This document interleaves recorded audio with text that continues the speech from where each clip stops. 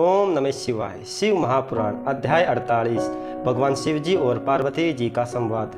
भगवान शंकर की बात सुनकर पार्वती जी बोली, हे योगीराज, आपने पिताजी से जो बात कही है उसका उत्तर मैं देती हूँ। आपने जो तप करने का निश्चय किया है, क्या वह शक्ति युक्त नहीं है? यही शक्ति सभी कर्मों की प्रकृति बताई गई है और इसी से इस सचराचर संसार का पालन, संहार और रचना होती है। और आप इस पर विचार करें कि प्रकृति क्या है और आप कौन है।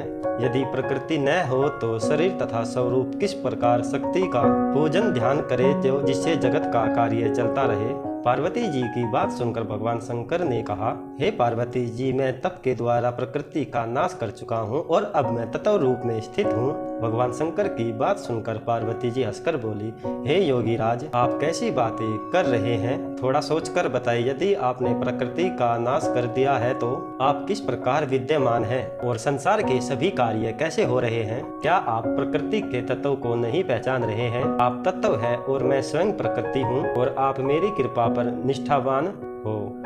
यह सुनकर भगवान शिव जी बोले, हे हिमाचल कन्या, यदि मैं माया रहित परमेश्वर हूँ तो तुम श्रद्धा पूर्वक मेरी सेवा में तत्पर हो जाओ और हम योगीराज तप करने की इच्छा रखते हैं। हिमाचल से कहा, हे हिमाचल, तुम्हारी यह कन्या प्रतिदिन हमारे दर्शन करने के लिए आ सकती है। और उसी दिन से पार्वती जी भगवान शिव जी के प्रतिदिन दर्शन करने आने लगी और भगवान शिव जी की पूजा करके प्रतिदिन चरणामृत लाने आने लगी।